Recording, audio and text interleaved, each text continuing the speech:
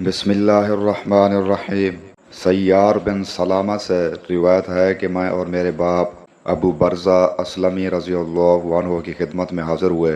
ان سے میرے والد نے پوچھا کہ نبی کریم صلی اللہ علیہ وآلہ وسلم فرض نمازیں کن وقتوں میں پڑھتے تھے؟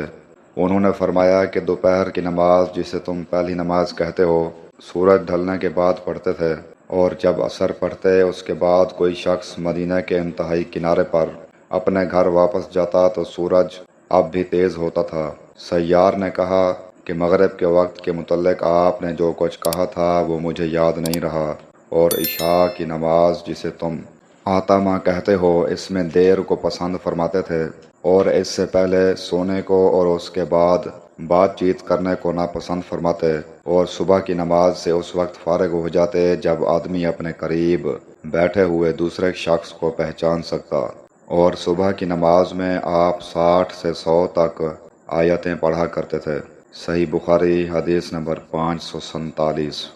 جریر بن عبداللہ بجلی رضی اللہ عنہ سے روایت ہے، انہوں نے کہا کہ ہم نبی صلی اللہ علیہ وآلہ وسلم کی خدمت میں موجود تھے۔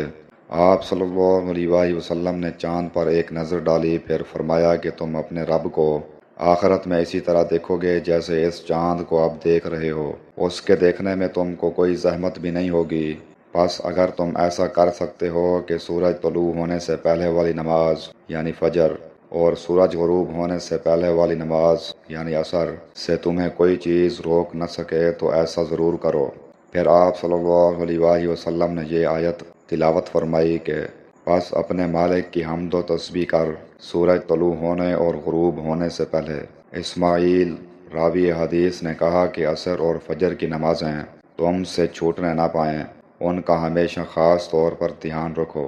صحیح بخاری حدیث نمبر 554۔ حضرت عبداللہ بن عمر رضی اللہ عنہما سے روایت ہے کہ رسول اللہ صلی اللہ علیہ وآلہ وسلم نے فرمایا، جس کی نماز عصر چھوٹ گئی گویا اس کا گھر اور مال سب لٹ گیا۔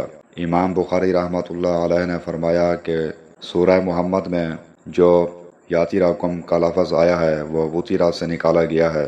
وطیرہ کہتے ہیں کسی شخص کا کوئی آدمی مار ڈالنا یا اس کا مال چھین لینا۔ صحیح بخاری حدیث نمبر 552۔ ابو ملیح سے روایت ہے کہ ہم بریدہ رضی اللہ عنہ کے ساتھ ایک سفر جنگ میں تھے۔ ابر و بارش کا دن تھا۔ آپ نے فرمایا کہ عصر کی نماز جلدی پڑھ لو، کیونکہ نبی صلی اللہ علیہ وآلہ وسلم نے فرمایا کہ جس نے عصر کی نماز چھوڑ دی اس کا نیک عمل ضائع ہو گیا۔ صحیح بخاری حدیث نمبر 553۔